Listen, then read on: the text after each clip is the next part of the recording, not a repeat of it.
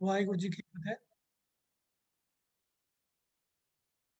ਇਸ ਕਲਾਸ ਵਿੱਚ ਹਾਜ਼ਰੀ ਭਰਨ ਵਾਲਿਆਂ ਨੂੰ ਸਭ ਨੂੰ ਜੀ ਆਇਆਂ ਨੂੰ ਆਖਦੇ ਹਾਂ ਜੀ।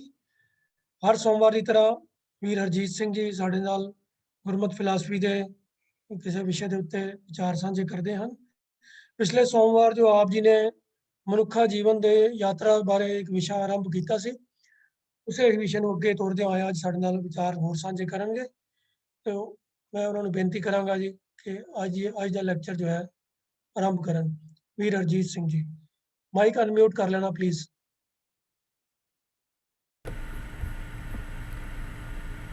ਵਾਹਿਗੁਰੂ ਸਾਹਿਬ ਜੀ। ਇੱਕ ਓੰਕਾਰ ਸਤਨਾਮ ਕਰਤਾ ਪੁਰਖ ਨਿਰਭਉ ਨਿਰਵੈਰ ਅਕਾਲ ਮੂਰਤ ਅਜੂਨੀ ਸੈਭੰ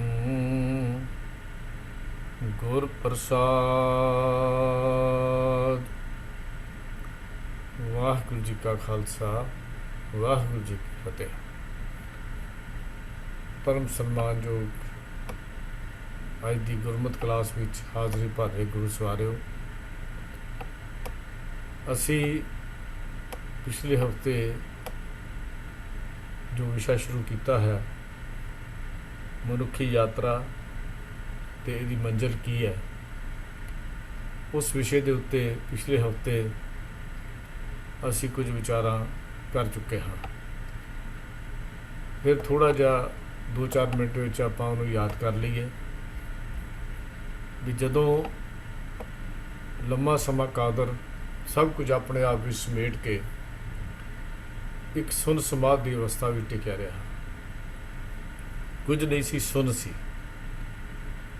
ਅਰਬਦ ਨਰਬਦ ਧੁੰਦੂ ਕਾਰਾ, ਧਰਨਾ ਗਗਨ ਹੁਕਮ ਅਪਾਰਾ, ਨਾ ਦਿਨ ਰਹਿ ਨਾ ਚਾਂਦਨਾ ਸੂਰਜ, ਸੁੰਨ ਸਮਾਧ ਲਗਾਏਂਦਾ। ਫਿਰ ਉਹਨੇ ਆਪਣੀ ਸੁੰਨ ਅਵਸਥਾ ਦੇ ਵਿੱਚੋਂ ਹੀ ਤੁਧਿਆਪੇ ਆਪ ਉਪਾਇਆ, ਦੂਜਾ ਖੇਲ ਕਰ ਦਿਖਲਾਇਆ, ਆਪਣੇ ਆਪ 'ਤੇ ਪ੍ਰਗਟ ਕੀਤਾ। ਫਿਰ ਦੂਜੀ ਕੁਦਰਤ ਸਾਜ ਦਿੱਤੀ, ਕਰਤੇ ਨੇ ਸਾਰੀ ਰਚਨਾ ਕਰ ਦਿੱਤੀ ਤੇ ਆਪਣੇ ਆਪ ਦੇ ਸਭ ਕੁਝ ਪੈਦਾ ਕਰਕੇ ਇਸ ਜਗਤ ਤਮਾਸ਼ੇ ਨੂੰ ਉਹ ਦੇਖਣ ਵੀ ਲੱਗ ਪਿਆ। ਆਪ ਹੀ ਨੇ ਆਪ ਸਾਜਿਓ, ਆਪ ਹੀ ਨੇ ਰਚਿਓ ਨਾਉ, ਦੂਈ ਕੁਦਰਤ ਸਾਜੀਐ, ਕਰ ਆਸਨ ਡਿੱਠੋ ਚਾਓ। ਨਾਲ ਹੀ ਉਹਨੇ ਇੱਕ ਹੋਰ ਸਿਧਾਂਤ ਦੇ ਦਿੱਤਾ ਵੀ ਆਵਨ ਜਾਨ ਇੱਕ ਖੇਲ ਬਣਾਇਆ, ਆਗਿਆਕਾਰੀ ਕਿੰਨੀ ਮਾਇਆ। ਇਹ ਖੇਲ ਬਣ ਗਿਆ, ਪਰ ਇਸ ਖੇਡ ਦੇ ਕੋਈ ਨਿਯਮ ਵੀ ਦੱਸੇ ਵੀ ਜਿਉਣਾ ਕਿਵੇਂ ਹੈ, ਖੇਡ ਖੇਡਣੀ ਕਿਵੇਂ ਹੈ। ਪਰ ਮਨੁੱਖ ਹੁਕਮ ਦੀ ਉਲੰਘਣਾ ਕਰਕੇ ਖੇਡ ਦੇ ਨਿਯਮਾਂ ਨੂੰ ਤੋੜ ਕੇ ਇਹਦੀ ਹਾਲਤ ਹੋ ਗਈ ਵਿੱਚੋਂ ਗਰਭੈ ਨਿਕਲ ਆਇਆ, ਖਸਮ ਵਿਸਾਰ ਦੁਨੀ ਚਿਤ ਲਾਇਆ। ਵੀ ਆਪਣੇ ਨਿਯਮਾਂ ਨੂੰ ਤੋੜ ਦਿੱਤਾ ਤੇ ਚਿੱਤ ਜਿਹੜਾ ਸੀ ਉਹ ਦੁਨੀਆ 'ਚ ਲੱਗ ਗਿਆ। ਜਿਹਨੂੰ ਅਸੀਂ ਰੋਜ਼ ਪੜ੍ਹਦੇ ਹਾਂ, ਜਾਂ ਤਿਸ ਭਾਣਤਾ ਜੰਮਿਆ, ਪਰਿਵਾਰ ਭਲਾ ਪਾਇਆ, ਲਿਵ ਛੁੜਕੀ ਲੱਗੀ ਤ੍ਰਿਸ਼ਨਾ, ਮਾਇਆ ਅਮਰ ਵਰਤਾਇਆ। ਪ੍ਰਭੂ ਦੇ ਚਰਨਾਂ 'ਚ ਲਿਵ ਟੁੱਟ ਗਈ ਤੇ ਤ੍ਰਿਸ਼ਨਾ ਦੀ ਫਾਹੀ ਇਹਦੇ ਗਲ ਵਿੱਚ ਆ ਪਈ। ਤ੍ਰਿਸ਼ਨਾ ਮੁੱਕਦੀ ਤਾਂ ਲਿਵ ਲੱਗਦੀ, ਪਰ ਤ੍ਰਿਸ਼ਨਾ ਮੁੱਕੀ ਨਾ, ਲਿਵ ਜੁੜੀ ਨਾ। ਤ੍ਰਿਸ਼ਨਾ ਦੀ ਮੈਲ ਨੇ ਜੁੜ ਦਿੱਤਾ ਕੋਈ ਨਾ। ਜਦ ਤੱਕ ਤ੍ਰਿਸ਼ਨਾ ਦੀ ਮੈਲ ਹੈ ਤਦ ਤੱਕ ਇਹ ਮਨੁੱਖ ਜੁੜ ਨਹੀਂ ਸਕਦਾ। ਹੋਇਆ ਕਿ ਤ੍ਰਿਸ਼ਨਾ ਦੀ ਇਸ ਫਾਹੀ ਵਿੱਚ ਫਸਿਆ ਹੋਇਆ ਚੇਰੀ ਕੀ ਸੇਵਾ ਕਰੇ ਠਾਕੁਰ ਨਹੀਂ ਦਿਸੇ। ਪਦਾਰਥਾਂ ਵਿੱਚ ਤਾਂ ਫਸ ਗਿਆ, ਲੇਕਿਨ ਪਦਾਰਥਾਂ ਨੂੰ ਬਣਾਉਣ ਵਾਲੇ ਮੇਰੇ ਵਾਹਿਗੁਰੂ ਪਰਮੇਸ਼ਰ ਦੀ ਗੱਲ ਇਹ ਕਰ ਨਾ ਸਕਿਆ, ਕਿਉਂਕਿ ਚੇਰੀ ਕੀ ਸੇਵਾ ਕਰੇ, ਦਾਸੀ ਦੀ ਸੇਵਾ ਭਾਵ ਪ੍ਰਮਾਤਮਾ ਦੀ ਬਣਾਈ ਹੋਈ ਕੁਦਰਤ ਨੂੰ, ਉਹਦੇ ਵਿੱਚ ਮਾਇਆ ਵੀ ਹੈ, ਹੋਰ ਵੀ ਚੀਜ਼ਾਂ ਹਨ, ਪਰਿਵਾਰ ਵੀ ਹੈ, ਹਰ ਚੀਜ਼ ਹੈ, ਉਹਦੇ ਨਾਲ ਤਾਂ ਫਸ ਗਿਆ। ਲੇਕਿਨ ਠਾਕੁਰ ਨਹੀਂ ਦਿਸਿਆ, ਬਣਾਉਣ ਵਾਲਾ ਨਜ਼ਰ ਨਾ ਆਉਂਦਾ। ਮਾਇਆ ਦੀ ਸਹਾਇਤਾ ਨਾਲ ਦੂਜੇ ਪਾਸੇ ਇਹ ਕਹਿ ਲਈਏ ਇੰਨਾ ਕੁ ਫਸ ਗਿਆ ਕਿ ਰੱਬ ਨਾਲ ਲੜਾਈ ਕਰ ਬੈਠਾ। ਛੱਡੋ, ਰੱਬੀ ਹੁਕਮ ਮੰਨਣ ਤੋਂ ਹੀ ਇਨਕਾਰੀ ਹੋ ਗਿਆ। ਮਨੁੱਖ ਦਾ ਸੁਭਾਅ ਇਹੋ ਜਿਹਾ ਬਣ ਗਿਆ। ਕਿਉਂ? ਕਿਉਂਕਿ ਇਸਨੇ ਉਸ ਰੱਬ ਨੂੰ ਸੋਚਿਆ ਹੀ ਨਹੀਂ ਵੀ ਉਹਨੇ ਮੈਨੂੰ ਬਣਾ ਕੇ ਭੇਜਿਆ ਹੈ।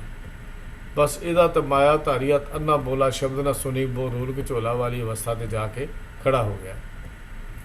ਤੇ ਨਤੀਜਾ ਕੀ ਨਿਕਲਿਆ ਵੀ ਮਨੁੱਖੀ ਰਾਜਾ ਹੋਣ ਦੇ ਬਾਵਜੂਦ ਵੀ, ਦੁਨੀਆ ਦਾ ਸਰਦਾਰ ਹੋਣ ਦੇ ਬਾਵਜੂਦ ਵੀ ਭਿਖਾਰੀਆਂ ਵਾਂਗੂ ਫਿਰਦਾ ਰਿਹਾ ਤੇ ਦੁੱਖ ਪਾਉਂਦਾ ਜ਼ਿੰਦਗੀ ਦੇ ਵਿੱਚ।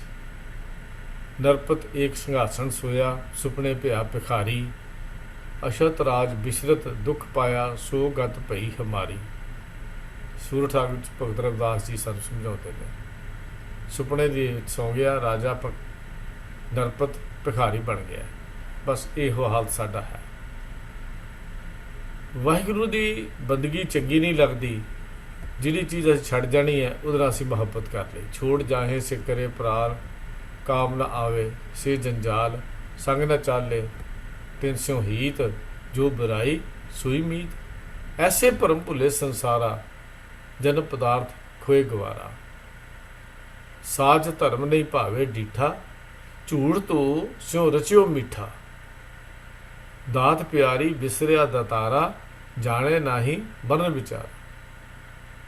ਤੇ ਹੋਇਆ ਕਿ ਵਸਤ ਪਰਾਈ ਕੋ ਉਠ ਰੋਵੈ, ਕਰਮ ਧਰਮ ਸਗਲਾ ਹੀ ਖੋਵੇ। ਹੁਕਮ ਨਾ ਬੂਝੈ ਆਵਨ ਜਾਣੇ, ਪਾਪ ਕਰੇ ਤਾਂ ਪਛੋਤਾੜੇ।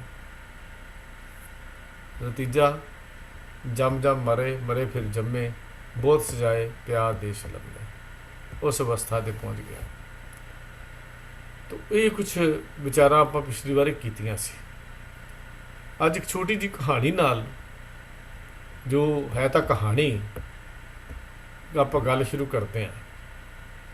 ਇੱਕ ਰਾਜੇ ਨੇ ਦੋ ਅਹਿਲਕਾਰ ਜੋ ਆਪਣੇ ਰਾਜ ਦੇ ਇੱਕ ਹਿੱਸੇ ਵਿੱਚ ਇਹ ਸਮਝਾ ਕੇ ਭੇਜ ਦਿੱਤੇ ਕਿ ਉੱਥੇ ਜਾ ਕੇ ਤੁਸੀਂ ਹਰ ਮਨੁੱਖ ਮਾਤਰ ਦੀ ਚੰਗੀ ਤਰ੍ਹਾਂ ਖਾਤਰਦਾਰੀ ਕਰੋ, ਸੇਵਾ ਕਰੋ, ਦੇਖਭਾਲ ਕਰੋ। ਮੇਰੇ ਰਾਜ ਵਿੱਚ ਕੋਈ ਦੁੱਖਾਂ ਭਰੀ ਜ਼ਿੰਦਗੀ ਨਾ ਗੁਜ਼ਾਰੇ।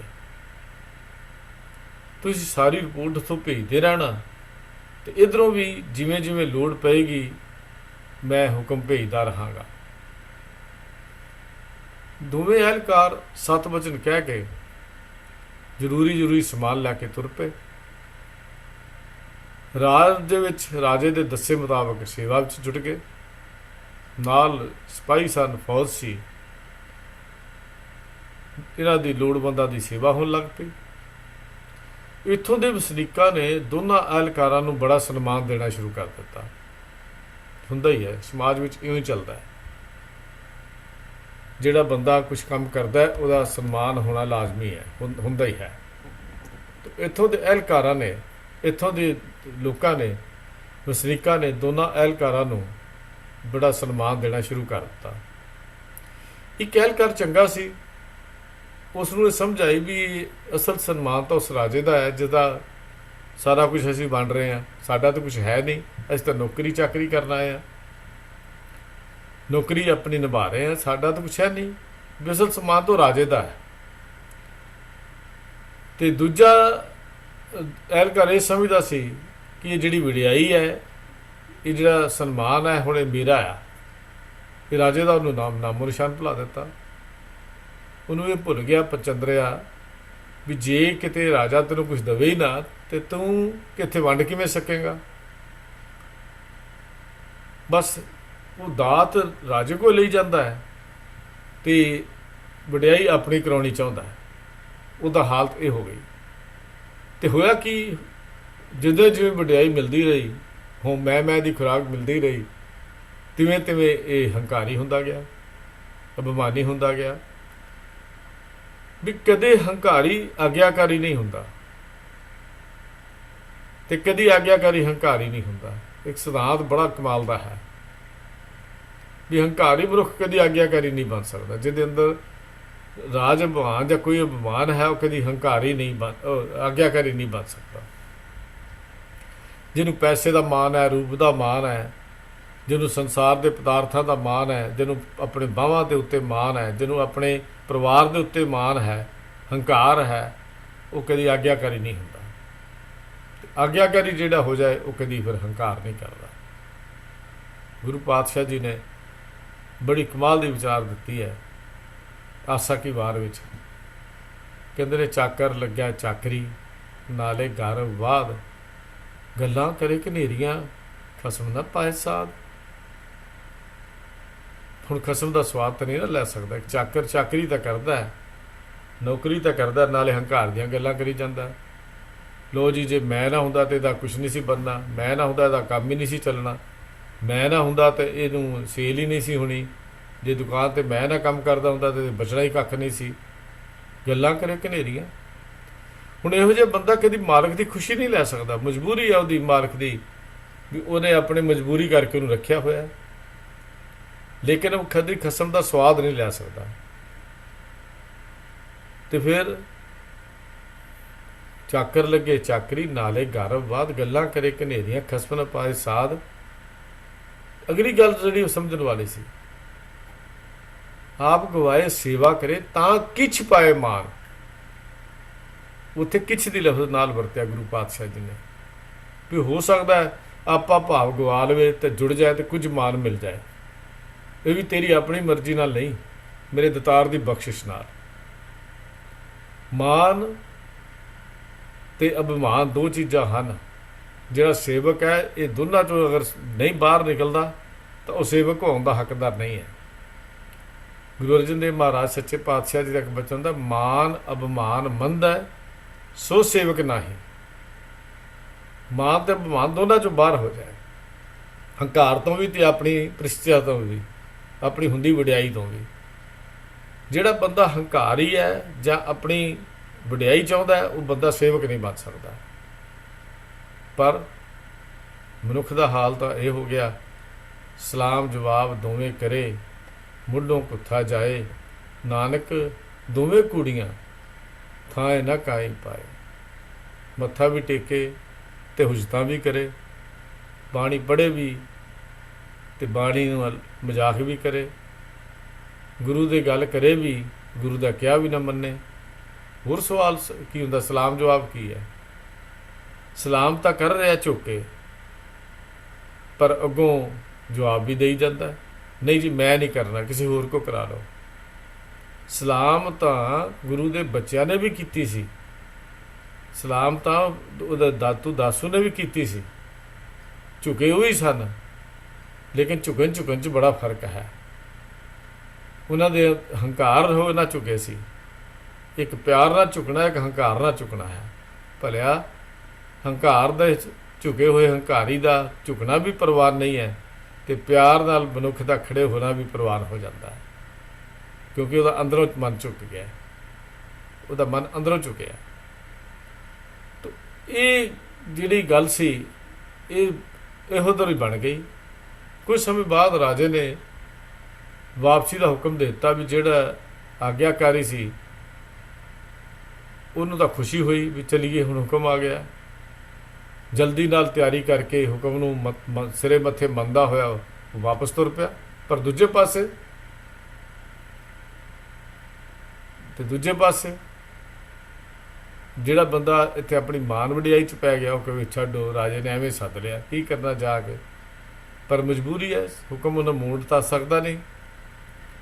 ਪਹਿਲੇ ਨੂੰ ਰਾਜੇ ਨੇ ਆਪਣੇ ਦਰਬਾਰ 'ਚ ਬੜਾ ਮਾਣ ਦਿੱਤਾ, ਚੰਗਾ ਰੁਤਬਾ ਦੇ ਕੇ ਵੀ ਨਵਾਜ ਦਿੱਤਾ, ਵਜ਼ੀਰੀ ਵੀ ਦੇ ਦਿੱਤੀ, ਵੀ ਤੂੰ ਬੜਾ ਕਮਾਲ ਦਾ ਕੰਮ ਕੀਤਾ। ਹੰਕਾਰੀ ਜਿਹੜਾ ਸੀ ਉਹ ਵਾਪਸ ਜਾਣ ਦੀ ਥਾਂ 'ਤੇ ਬਾਗੀ ਹੋ ਕੇ ਬੈਠ ਗਿਆ। ਰਾਜੇ ਨੇ ਫਿਰ ਹੁਕਮ ਪੁੱਜਿਆ, ਪਰ ਹੰਕਾਰੀ ਅਹਿਲਕਾਰ ਦੀ ਕੋਈ ਪਰਵਾਹ ਨਾ ਕਰੇ। ਰਾਜੇ ਨੇ ਇੱਕ ਅਹਿਲਕਾਰ ਜਿਹੜਾ ਉਹ ਤਕੜਾ ਸੀ ਉਹ ਨਾਲ ਭੇਜਿਆ। ਕਹਿੰਦਾ ਇਸ ਤਰ੍ਹਾਂ ਨਹੀਂ ਆਉਂਦਾ, ਬੰਨ੍ਹ ਕੇ ਲਿਆਓ, ਬੰਦੀ ਬਣਾ ਕੇ ਲਿਆਓ, ਤਦ ਕਿ ਇਹਨੂੰ ਪਤਾ ਲੱਗੇ ਵੀ ਇੱਥੇ ਸੰਸਾਰ ਜੇ ਕਰਨ ਕੀ ਆ, ਇੱਥੇ ਕਰਨਗੀ ਕਿ ਅਸੀਂ ਭੇਜਿਆ ਕਿਤੇ। ਹੁਕਮ ਨਾ ਮੰਨਣ ਦਾ ਦੋਸ਼ੀ ਕਰਾਰ ਦੇ ਕੇ ਉਹਨੂੰ ਬੰਨ੍ਹ ਕੇ ਲਿਆ ਦਿੰਦਾ, ਤੇ ਮੂੰਹ ਕਾਲਾ ਕਰਕੇ ਉਸ ਬਾਗੀ ਦਾ ਰਾਜੇ ਨੇ ਉਹਨੂੰ ਸ਼ਹਿਰ ਵਿੱਚ ਘੁਮਾਇਆ। ਫਿਰ ਕੈਦ ਵਿੱਚ ਵੀ ਸੁੱਟ ਦਿੱਤਾ।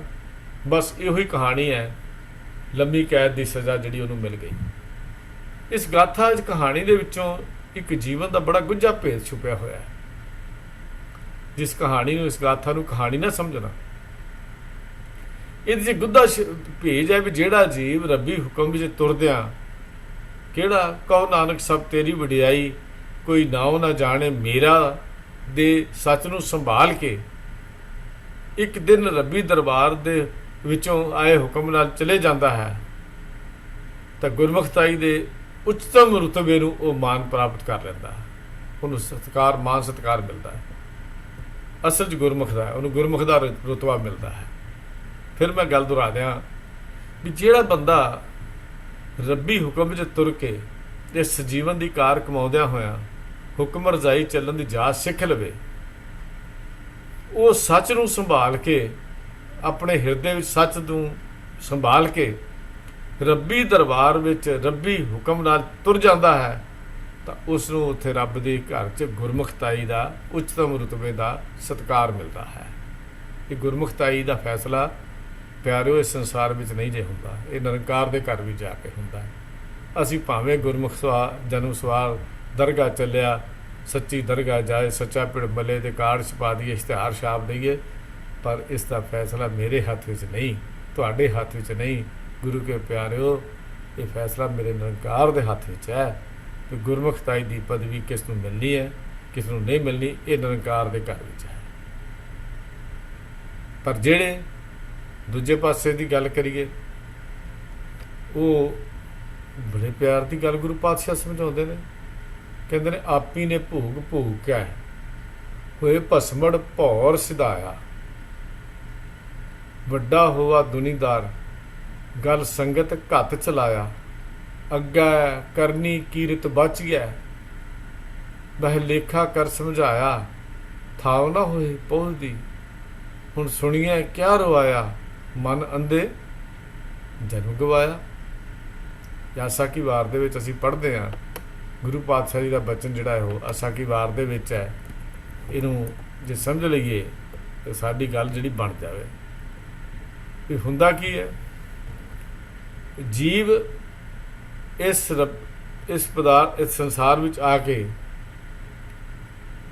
ਨਿਰੰਕਾਰ ਦਾ ਭੇਜਿਆ ਹੋਇਆ, ਇਸ ਸੰਸਾਰ ਵਿੱਚ ਆ ਕੇ ਜਦੋਂ ਖੇਡ ਖੇਡਦਾ ਹੈ, ਮਾਇਆ ਦੇ ਧੰਦਿਆਂ ਵਿੱਚ ਫਸਿਆ ਹੋਇਆ ਮਰਦਾ ਹੈ, ਤਾਂ ਸੰਗਲ ਭਾਵ ਹੁਕਮ ਨਾ ਮੰਨਣ ਦੀ ਸਜ਼ਾ ਮਿਲਦੀ ਹੈ। ਉਹ ਛੱਡਣਾ ਚਾਹੁੰਦਾ ਹੀ ਨਹੀਂ, ਪਰ ਹੰਸ ਚਲਸੀ ਡੁੰਮਣਾ, ਇਹ ਤਾਂ ਜਾਣਾ ਹੀ ਪਏਗਾ, ਕਿਉਂਕਿ ਇਹ ਤਾਂ ਜਿੱਤ ਦਿਹਾੜੇ ਧਨਵਰੀ ਸਾਹੇ ਲੈ ਲਿਖਾਏ, ਮਲਕ ਜੇ ਕੰਨੀ ਸੁਣੀ ਦਾ ਮੂੰਹ ਦਿਖਾਲੇ ਆਏ, ਜਿੰਦਨ ਮਾਨੀ ਕੱਢੀਏ ਹੱਡਾਂ ਕੁਕੜਕਾਏ। ਇਹ ਤਾਂ ਸਪਸ਼ਟ ਹੈ, ਜਾਣਾ ਤਾਂ ਪਏਗਾ। ਮਾਇਆ ਦੇ ਭੋਗਾਂ ਵਿੱਚ ਫਸੇ ਰਹਿਣ ਨਾਲ ਫਿਰ ਮਾਰ ਪੈਂਦੀ ਹੈ। ਭਾਵ ਮਾਰ ਪੈਂਦੀ ਕੀ ਹੈ, ਉਹਨੂੰ ਕਿ ਹੋਰ ਜੂਨਾਂ 'ਚ ਪਾ ਦਿੱਤਾ ਜਾਂਦਾ, ਉਹਨੂੰ ਕਿਸੇ ਹੋਰ ਜੂਨਾਂ 'ਤੇ ਭੇਜ ਦਿੱਤਾ ਜਾਂਦਾ। ਤਾਂ ਕਹਿਣ ਦਾ ਮਸਲਾ ਸਿਰਫ ਇੰਨਾ ਹੈ ਕਿ ਨਿਰੰਕਾਰ ਦੇ ਦੇਸ਼ ਵਿੱਚ ਆਪੀ ਨੇ ਭੋਗ ਭੋਗ ਕੇ ਹੋਏ ਪਸਵੜ ਭੌਰ ਸਿਧਾਇਆ, ਵੱਡਾ ਹੋਵਾ ਦੁਨੀਦਾਰ ਗੱਲ ਸੰਗਤ ਘੱਤ ਚਲਾਇਆ, ਅੱਗਾ ਕਰਨੀ ਕੀਰਤ ਬਚ ਗਿਆ। ਆ ਦੋ ਹੀ ਗੱਲਾਂ ਰੱਬ ਦੇ ਘਰ 'ਚ ਦੇਖੀਆਂ ਜਾਣੀਆਂ। ਯਾਤਰਾ ਦੇ ਵਿੱਚ ਇਹ ਗੱਲ ਬੜੀ ਖਿਆਲ ਰੱਖਣ ਵਾਲੀ ਹੈ ਵੀ ਗੁਰੂ ਸਾਹਿਬ ਜੀ ਨੇ ਇਹ ਨਹੀਂ ਲਿਖਿਆ ਤੇਰੀ ਕੋਠੀ ਦੇਖੀ ਜਾਏਗੀ, ਤੇਰੀ ਕਾਰ ਦੇਖੀ ਜਾਏਗੀ, ਤੇਰਾ ਘਰ ਦੇਖਿਆ ਜਾਏਗਾ, ਮਕਾਨ ਦੇਖਿਆ ਜਾਏਗਾ, ਕਾਰੋਬਾਰ ਦੇਖਿਆ ਜਾਏਗਾ, ਤੇਰੇ ਪਰਿਵਾਰ ਦੇਖੇ ਜਾਣਗੇ, ਕਿੰਨੇ ਜੀ ਤੇਰੇ ਹਨ ਇਹ ਦੇਖੇ ਜਾਣਗੇ, ਤੇਰੀ ਗੁਰਮੁਖਤਾਈ ਦੇਖੀ ਜਾਏਗੀ। ਨਹੀਂ, ਉੱਥੇ ਦੋ ਚੀਜ਼ਾਂ ਹੀ ਅੱਗੇ ਕਰਨੀ ਕੀਰਤ ਬਚੀ ਹੈ ਵੀ ਤੇਰੀ ਕਰਨੀ ਕਿਹੋ ਜਿਹੀ ਸੀ ਤੇ ਰੱਬ ਦੀ ਵਡਿਆਈ ਕਿੰਨੀ ਕੀਤੀ ਹੈ, ਉਹਦੀ ਬੰਦਗੀ ਕਿੰਨੀ ਕੀਤੀ, ਉਹਦੀ ਯਾਦ ਕਿੰਨੀ ਕੀਤੀ ਹੈ। ਦੋ ਚੀਜ਼ਾਂ ਹੀ ਰੱਬ ਦੇ ਘਰ 'ਚ ਵੇਖੀਆਂ ਜਾਂਦੀਆਂ ਤੇ ਉੱਥੇ ਪੂਰਾ ਨਿਆਂ ਹੁੰਦਾ ਹੈ ਭਰਿਆ। ਆ ਦੇਖ, ਤੈਨੂੰ ਭੇਜਿਆ ਕਦ ਲਈ ਸੀ, ਤੂੰ ਕੀਤਾ ਕੀ ਹੈ, ਗਿਆ ਕਿਸ ਵਾਸਤੇ ਸੀ ਤੇ ਆਇਆ ਕਿਸ ਤਰ੍ਹਾਂ ਹੈ, ਇਹ ਸਾਰੀ ਗੱਲ ਸਮਝਾ ਦਿੱਤੀ ਜਾਂਦੀ ਹੈ। ਰੱਬ ਦੇ ਦਰਬਾਰ ਵਿੱਚ ਦੁਰਕਾਰਿਆ ਹੀ ਨਹੀਂ ਜਾਂਦਾ, ਬਲਕਿ ਇਸ ਤੋਂ ਉੱਤੇ ਗੁਰੂ ਪਾਤਸ਼ਾਹ ਫਿਰ ਕਹਿੰਦੇ ਜਾਨ ਬੂਝ ਕੇ ਬਾਵਰੈ ਤੈ ਕਾਜ ਵਿਗਾਰਿਓ, ਪਾਪ ਕਰਤ ਸਕੁਚਿਓ ਨਹੀਂ, न गर्व निवारियो, पाप करन लग्या संकोच ना कीता। जान बुझ के, तेन पता सी मैं जाना है, वो झलिया अपनी जिंदगी का काज बिगाड़ बैठा है। इस यात्रा नूं भुल गया, मंजिल रस्ता ही भुल गया, मंजिल ही ना दिसी। पाप करत भैड़े काम कर लग्या, तेन संकोच ना आई, ते गर्भ दे हंकार दे विच फसल लग्या, तेन समझ ना आ गई भी तेरी जीवन की कहानी बड़ी छोटी है। फिर तेन पता लग होना चाहिए, अन काए रातड़िया वाड़ दुहेली राम, पाप कमाव दिया तेरा कोई ना बेली राम। कित्थे हुण तेरा बेली, कित्थे सज्जन मित्र, कित्थे है? ते बंदा करदा की है? जदों ये पाप करके ये रब दे घर च गया, फिर होया कि वो जम्मन मरण की लंबी भटकना जिन्हों पा दिता। यात्रा तो बाद फिर यात्रा, यात्रा तो बाद अगली यात्रा, पता नहीं किहड़ी जून ते कित्थे भेजिया, ये रब दियां रब जानदा है, निरंकार दियां निरंकार जानदा। बंदे दे अपने अंदाजियां विच ये गल समझ आने वाली नहीं, क्योंकि कीने पाप के बहु कोट, दिन सैनी तख्त नाही कते नाही छूट। बंदा छड्डदा ही नहीं सी। महाबजर बिख व्याधि सिर उठाई पोट, उगर गईया खिने भीतर जमै ग्रासे चोट। पश प्रेत उष्ट गर्दव अनक जोनी लेट। और गुरु पातशाह ने गल समझाती, किन्ने पाप के बकोट, भलिया देख तेरी हालत की हुई। एक जे शहर दे विच एक बांदर ते एक बांदरी का तमाशा करने वाला बांदर ते बांदरी नूं नचा के तमाशा दिखा रहा है। पुतलियां दी जिहड़ी खेड असीं जो दूजे कह लो पिंडां विच आम दे देखीदा सी, छोटे हुंदिआं देखण वाले वेख वेख के खुश हो रहे हैं। एक सियाना पुरख इस इकट्ठ नूं वेख के उत्थों लंघदा होया खलो गया, खड़ा हो गया। आम लोग ही हस रहे ने, पर उसनूं हासे की थां ते रोना आ रहा, दोनों हासे की थां ते रोना आ गया। पहला तो किसी ने सोच लिया भी सारे तमाशे देखने च मस्त ने, पहला तो उहदे बारे किसी ने ख्याल ही ना किया। पर जदों उस सियाणे पुरख दे फटकोरे उच्चे हो गए, वो खुल के रोन लग पिया, तो सारिਆਂ ਦਾ ख्याल जिहड़ा सी उधर चला गया। तो सारे बड़े हैरान होए भी ये तो इसे नगर का एक बहुत बड़ा सत्कारिया होया व्यक्ति फकीर है। फकीर का हासा अते अखां दे अथरू हमेशा ही कोई अर्थ जरूर रखते हैं। ख्याल करना, रब्बी रंग में रंगे हुए जोड़े होंगे ने ना, उन्होंने हासे विच भी है, रंग हसे रंग रोए चुप भी कर जाए। उन्होंने हासे विच भी कोई राज होंदा है, तो उन्होंने अथरुआं विच भी कोई राज छुपिया होंदा है। ख्याल करना जरूरी गल समझण दी है। फकीर जिहड़े ने संसारियां वांग हसदे ही नहीं, तो संसारियां वांगू अथरू भी नहीं जे घेरदे। फकीर का जीवन इस तरह का नहीं। फकीर मतलब प्यार प्रभु प्यार में रंगिया होया, कोई खास लिबास की खास भेख की गल नहीं मैं कर रहा। लोगों के इकट्ठ ने अजिही खुशी मौके उल्टा फकीर दे कोलों रोन का कारण पुछ लिया भी फकीर जी सारे हसदे ने कि तुसी क्यों रोंदे हो, तुहानू की प्रॉब्लम हुई है, तुहाडे रोन का की कारण है। वो कहंदा भी तुहानू ये बांदर बांदरियां देख के नचदियां चंगियां नहीं लगियां, तुहानू सानू हासा आंदा है। असल ये कहानी भले वो बांदर बांदरी दी नहीं, ये कहानी साडे जीव की दर्द भरी कहानी है। ये साडे जीवां की दर्द भरी कहानी है। लोगों का पूरा ध्यान इस दर्द भरी कहानी दे विच ही फसिया होया। फकीर कहंदा भी ये बांदर फड़न वाले बाहर जंगलों च जाके, बांदर बड़ा हुशियार जानवर है, बड़ा हुशियार, किसी ते काबू नहीं आता, छेती किते फड़िया भी नहीं जाता। दर्द भरी कहानी है कहते इस बांदर की। फकीर कहन लगा ਕਹਿੰਦਾ ਦੇਖੋ ਬਾਂਦਰ ਨੂੰ ਫੜਨ ਵਾਲੇ ਨੇ ਬਾਹਰ ਜੰਗਲ 'ਚ ਜਾ ਕੇ ਇੱਕ ਤੰਗ ਮੂੰਹ ਵਾਲੀ ਕੁੱਜੀ ਲੈ ਲਈ, ਮਿੱਟੀ ਦਾ ਭਾਂਡਾ ਜਿਹਦੇ ਉੱਪਰੋਂ ਤੰਗ ਹੁੰਦਾ ਤੇ ਵਿੱਚੋਂ ਖੁੱਲ੍ਹਾ ਹੁੰਦਾ। ਭੁੱਜੇ ਛੋਲਿਆਂ ਦੀ ਨਾਲ ਉਹਨੂੰ ਭਰ ਦਿੱਤਾ ਔਰ ਗਲੇ ਤੋਂ ਥੱਲੇ ਕਰ ਦਿੱਤੇ। ਭੁੱਜੇ ਛੋਲਿਆਂ ਦੀ ਸੁਗੰਧੀ ਕਰਕੇ, ਖੁਸ਼ਬੂ ਕਰਕੇ ਬਾਂਦਰ ਨੇ ਆ ਕੇ ਉਸ ਕੁੱਜੇ 'ਚ ਆਪਣਾ ਹੱਥ ਪਾ ਲਿਆ। ਹੁਣ ਕੁੱਜੇ ਦਾ ਮੂੰਹ ਭੀੜਾ ਹੈ, ਗੱਲ ਤਾਂ ਕੁਛ ਵੀ ਨਹੀਂ ਸੀ। ਬਾਂਦਰ ਜਿਹੜਾ ਇੰਨਾ ਚਲਾਕ ਤੇ ਇੰਨਾ ਹੁਸ਼ਿਆਰ ਜਾਨਵਰ ਹੈ, ਗੱਲ ਕੁਛ ਨਹੀਂ। ਇੱਕ ਪਾਸੇ ਇੱਕ ਮੁੱਠ ਛੋਲਿਆਂ ਦੀ ਹੈ, ਇੱਕ ਪਾਸੇ ਹੋਰ ਭਰ ਦੀ ਗੁਲਾਮੀ ਹੈ। ਗੱਲ ਤਾਂ ਕੁਛ ਨਹੀਂ, ਜੇ ਉਹ ਹੱਥ ਖੋਲ ਦੇਵੇ ਹੱਥ ਬਾਹਰ ਆ ਜਾਏਗਾ। ਪਰ ਬਾਂਦਰ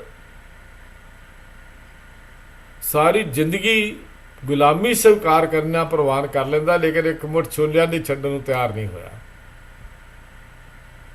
ਇੱਕ ਮੁੱਠ ਛੋਲਿਆਂ ਦੀ ਛੱਡਣ ਨੂੰ ਤਿਆਰ ਨਹੀਂ ਹੋਇਆ। ਕਲੰਦਰ ਆਇਆ, ਉਹ ਫਸੇ ਹੋਏ ਬਾਂਦਰ ਨੇ ਗਲ 'ਚ ਪਟਾ ਪਾ ਲਿਆ। ਬਸ ਇੱਕ ਮੁੱਠ ਛੋਲਿਆਂ ਦੀ ਖਾਤਰ ਬਾਂਦਰ ਹੁਣ ਕੈਦੀ ਨਹੀਂ, ਕਲੰਦਰ ਨੇ ਆਪਣੇ ਘਰ ਵਿੱਚ ਰੱਖਿਆ, ਮਾਰਿਆ, ਕੁੱਟਿਆ ਤੇ ਕੁੱਟ ਕੇ ਉਹਨੂੰ ਨੱਚਣਾ ਸਿਖਾ ਦਿੱਤਾ। ਕੁੱਟ ਕੇ ਉਹਨੂੰ ਨੱਚਣਾ ਸਿਖਾ ਦਿੱਤਾ। ਤੇ ਉਹ ਛੋਲਿਆਂ ਦੀ ਇੱਕ ਮੁੱਠ ਖੜ ਕੇ ਅੱਜ ਬਾਂਦਰ ਲੋਕਾਂ ਦੇ ਘਰਾਂ ਵਿੱਚ ਜਾ ਕੇ ਨੱਚ ਰਿਹਾ। ਇੱਕ ਮੁੱਠ ਛੋਲਿਆਂ ਦੀ ਜ਼ਿੰਦਗੀ ਭਰ ਦੀ ਗੁਲਾਮੀ, ਭਲਿਓ ਜ਼ਹਿਰ, ਜਿਹੜੀ ਜ਼ਹਿਰ ਹੈ ਉਹ ਪ੍ਰਵਾਨ ਕਰ ਲਈ, ਅੰਮ੍ਰਿਤ ਛੱਡ ਦਿੱਤਾ।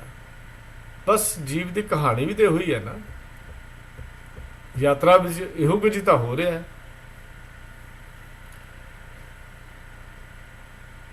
ਮਨੁੱਖ ਫਸਿਆ ਹੋਇਆ ਹੈ ਦੁਨੀਆ ਦੇ ਇਸ ਪਦਾਰਥਾਂ ਦੇ ਚੋਗੇ ਦੇ ਵਿੱਚ। ਕਾਲ ਰੂਪੀ ਸ਼ਿਕਾਰੀ ਆਉਂਦਾ ਹੈ, ਵੇਖਦਾ ਹੈ ਆਪਣਾ ਆਪ ਇਹਨਾਂ ਲਾਲਚਾਂ ਦੇ ਬੰਧਨ ਤੋਂ ਮੁਕਤ ਹੋ ਕੇ ਬੰਦਗੀ ਦਾ ਰਾਹ ਚੁਣ ਕੇ ਆਜ਼ਾਦ ਨਹੀਂ ਹੁੰਦਾ, ਬਲਕਿ ਮੌਤ ਦੀ ਫਾਹੀ ਇਹਦੇ ਗਲ 'ਚ ਆ ਕੇ ਪੈ ਜਾਂਦੀ ਹੈ। ਫਿਰ ਇਸ ਨੂੰ ਕਈ ਜਨਮਾਂ ਵਿੱਚ ਭਟਕਣਾ, ਨੱਚਣਾ ਪੈਂਦਾ ਹੈ, ਕਈ ਜਨਮਾਂ ਵਿੱਚ ਨੱਚਣਾ ਪੈਂਦਾ ਹੈ। ਜਦੋਂ ਇਹ ਗੱਲ ਬਾਂਸ ਫਕੀਰ ਨੇ ਸਮਝਾਈ ਤੇ ਨਾਲ ਹੀ ਉਹਨੇ ਭਗਤ ਕਬੀਰ ਜੀ ਦੇ ਉਹ ਬੋਲ ਵੀ ਸੁਣਾ ਦਿੱਤੇ। ਮਰਕਟ ਮੁਸ਼ਟੀ ਅਨਾਜ ਕੀ, ਮਨ ਬੌਰਾ ਰੇ, ਲੀਨੀ ਹਾਥ ਪਸਾਰ, ਛੂਟਣ ਕੋ ਸਹਿਸਾ ਪਰਿਆ, ਮਨ ਬੌਰਾ ਰੇ, ਨਾਚਿਓ ਘਰ ਘਰ ਬਾਰ। ਗੌੜੀ ਰਾਗ ਵਿੱਚ ਭਗਤ ਜੀ ਦਾ ਸ਼ਬਦ 336 ਅੰਕ ਤੇ ਹੈ। ਹੋਰ ਉਦਾਹਰਨਾਂ ਭਗਤ ਜੀ ਨੇ ਦਿੱਤੀਆਂ। ਕਹਿੰਦੇ ਤੋਤਾ ਕਿੰਨਾ ਖੂਬਸੂਰਤ ਹੈ, ਔਰ ਜੰਗਲ ਦੇ ਵਿੱਚ ਬੈਠਾ, ਰੁੱਖਾਂ 'ਤੇ ਬੈਠਾ ਮਰਜ਼ੀ ਦਾ ਫਲ ਖਾਂਦਾ ਹੈ, ਮਰਜ਼ੀ ਦੀ ਫਲ ਨੂੰ ਚੁੰਝ ਮਾਰਦਾ, ਛੱਡ ਲਵੇ ਖਾ ਲਵੇ, ਉਹਦੀ ਮਰਜ਼ੀ ਹੈ। ਖੂਬਸੂਰਤੀ ਵੀ ਬਹੁਤ ਹੈ। ਪਰ ਸ਼ਿਕਾਰੀ ਨੇ ਕੀਤਾ ਕੀ? ਸ਼ਿਕਾਰੀ ਨੇ ਬੜਾ ਕਮਾਲ ਦੀ ਗੱਲ ਕੀਤੀ। ਖੁੱਲ੍ਹਾ ਜਿਹਾ ਭਾਂਡਾ ਲਿਆ, ਉਹਨੂੰ ਪਾਣੀ ਨਾਲ ਭਰ ਦਿੱਤਾ। ਉਹਦੇ ਆਸ-ਪਾਸ 2 ਬਾਂਸ ਦੀਆਂ ਸੋਟੀਆਂ ਕੱਢ ਦਿੱਤੀਆਂ। ਉਹਨੂੰ ਰਸਤੇ ਵਿੱਚ ਇੱਕ ਨਲਪੀ ਪਾ ਕੇ, ਧਾਗੇ 'ਚ ਪਾ ਕੇ ਉਹਨੂੰ ਦੂਜੇ ਪਾਸੇ ਬੰਨ੍ਹ ਦਿੱਤਾ। ਹੁਣ ਲਾਲਚ ਵਸ ਹੋਇਆ ਹੋਇਆ ਤੋਤਾ ਉੱਡ ਕੇ ਆਉਂਦਾ ਹੈ, ਉਸ ਨਲਪੀ 'ਤੇ ਬੈਠਦਾ ਤੇ ਨਲਪੀ ਘੁੰਮ ਗਈ, ਤੋਤਾ ਪੁੱਠਾ ਲਟਕ ਗਿਆ। ਹੁਣ ਛੱਡੇ ਤੇ ਥੱਲੇ ਪਾਣੀ ਹੈ, ਨਹੀਂ ਤੇ ਫਿਰ ਸ਼ਿਕਾਰੀ ਦੇ ਕਾਬੂ ਵਿੱਚ ਹੈ। 2 ਚੀਜ਼ਾਂ ਹੋ ਗਈਆਂ। ਇੱਕ ਪਾਸੇ ਪਾਣੀ ਭਰਿਆ ਹੋਇਆ, ਦੂਜੇ ਪਾਸੇ ਸ਼ਿਕਾਰੀ ਹੈ। ਸ਼ਿਕਾਰੀ ਆਉਂਦਾ, ਤੋਤੇ ਨੂੰ ਚੁੱਕ ਕੇ ਪਿੰਜਰੇ ਵਿੱਚ ਬੰਦ ਕਰਦਾ ਤੇ ਆਪਣੀ ਮਰਜ਼ੀ ਨਾਲ ਮੈਂ ਬੋਲਣਾ ਵੀ ਸਿਖਾ ਦਿੰਦਾ। ਔਰ ਤੋਤਿਆਂ ਕੋਲੋਂ ਉਹ ਕਾਰਡਾਂ ਦੀ ਗੇਮ ਵੀ ਖਿਡਾਈ ਜਾਂਦੀ ਹੈ, ਕਿਸਮਤ ਵੀ ਤੁਹਾਡੀ ਦੱਸੀ ਜਾਂਦੀ ਹੈ, ਗੰਗਾ ਰਾਮ ਚੂਰੀ ਖਾਣੀ ਦੀਆਂ ਗੱਲਾਂ ਵੀ ਬੋਲਣਾ ਸਿਖਾ ਦਿੱਤਾ ਜਾਂਦਾ।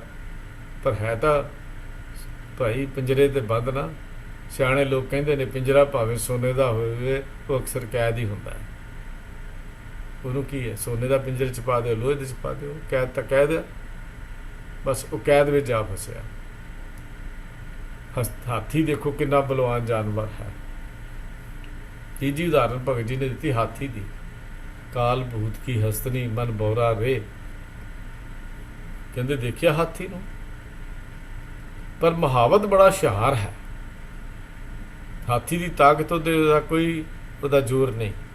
ਮੁਹਾਵਤ ਨੇ ਬਹੁਤ ਡੂੰਘਾ ਟੋਏ ਪੁੱਟਿਆ, ਟੋਆ ਪੁੱਟ ਕੇ ਉੱਤੇ ਘਾਹ ਫੂਸ ਦੀ ਛੱਤ ਪਾ ਦਿੱਤੀ, ਕਾਨਿਆਂ ਦੀ ਛੱਤ ਪਾ ਦਿੱਤੀ, ਕਾਗਜ਼ ਦੀ ਹੱਥਣੀ ਬਣਾਈ ਤੇ ਹੱਥਣੀ ਨੂੰ ਉੱਥੇ ਖੜਾ ਕਰ ਦਿੱਤਾ। ਕਾਮ ਬਸ ਹੋਇਆ ਹੋਇਆ ਹਾਥੀ ਹੱਥਣੀ ਦੇ ਬੁੱਤ ਨੂੰ ਦੇਖ ਕੇ ਆਇਆ।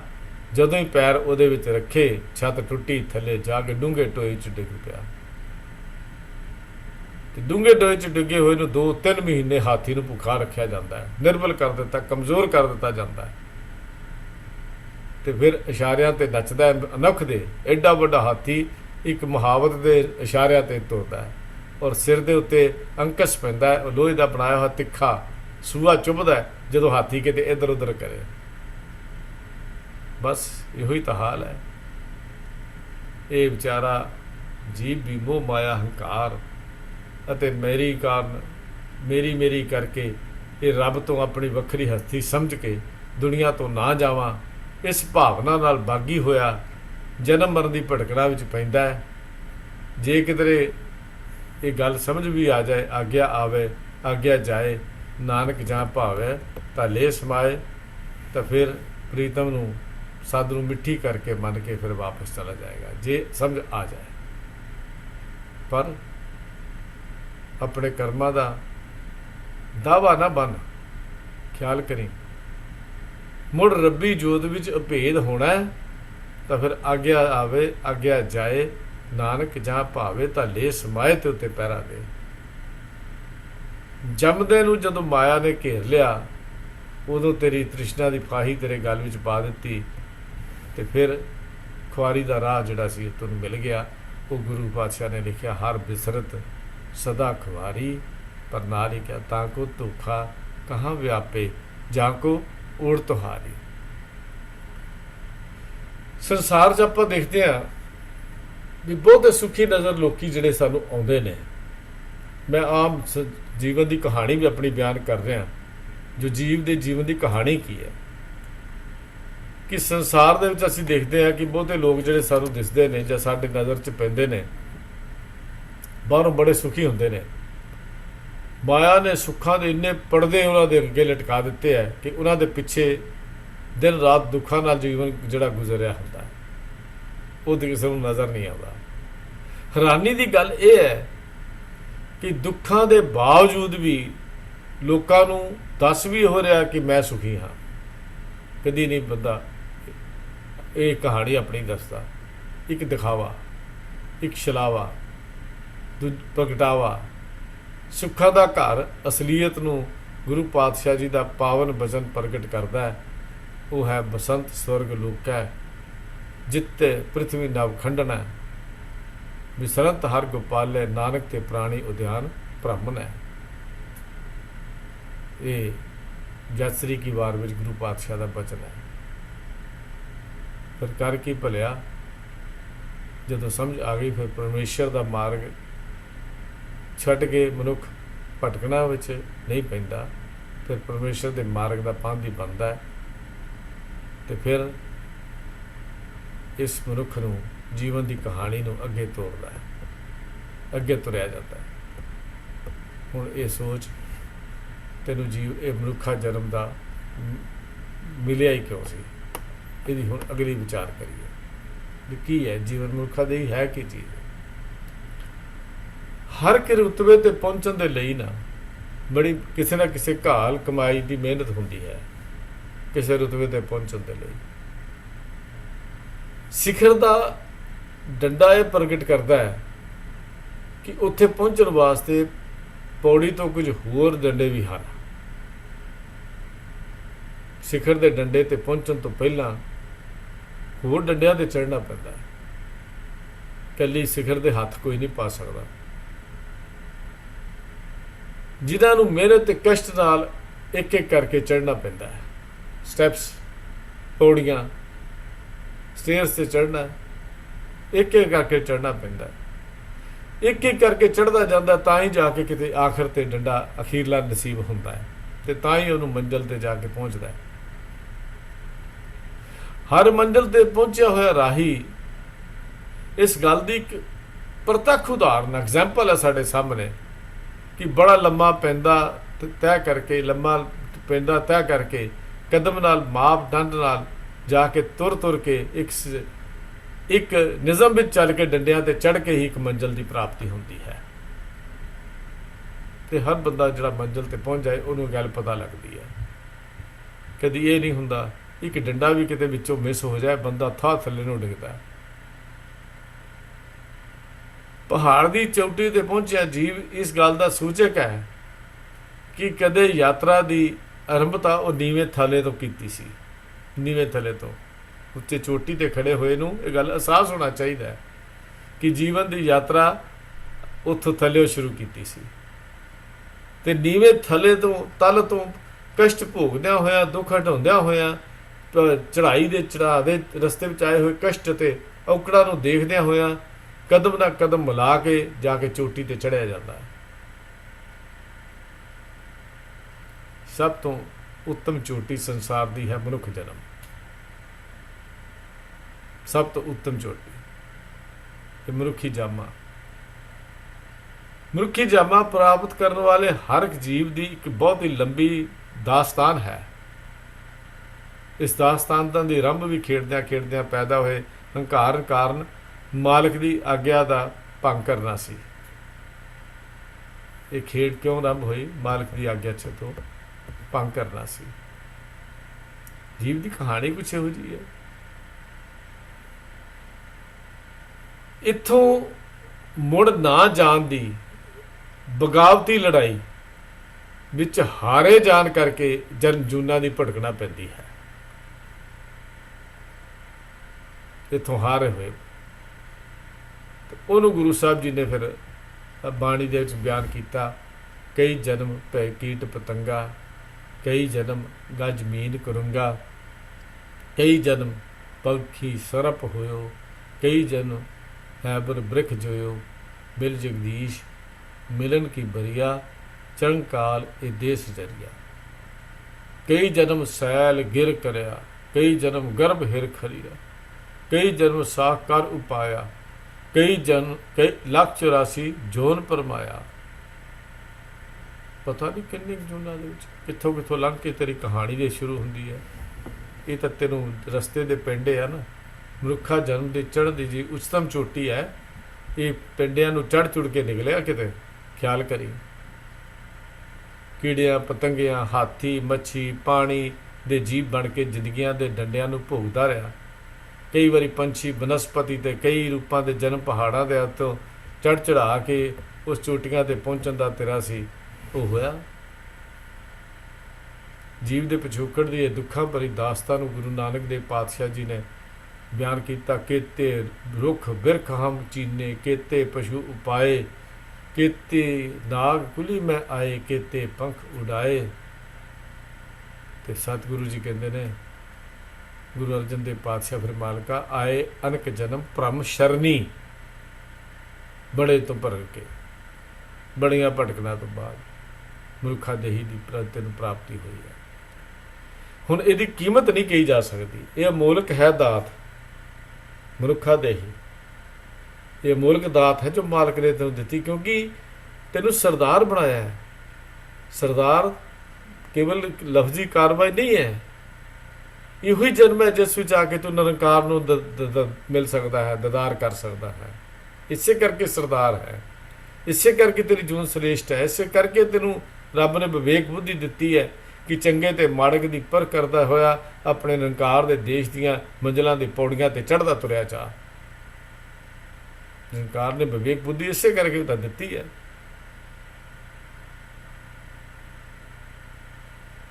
ਪੱਟੀ ਦੇ ਵਿੱਚ ਗੁਰੂ ਪਾਤਸ਼ਾਹ ਜੀ ਨੇ ਜਿਹੜੀ ਗੱਲ ਲਿਖੀ, ਫੱਫਾ ਫਿਰਤ ਤੂੰ ਆਇਆ, ਦੁਰਲਭ ਦੇ ਕਲਯੁਗ ਮੈਂ ਪਾਇਆ, ਫਿਰ ਇਹ ਉਸਰ ਚਰੇ ਨਾ ਹਾਥਾ, ਨਾਮ ਜਪੋ ਤੋ ਕਟੀਏ ਫਾਸਾ।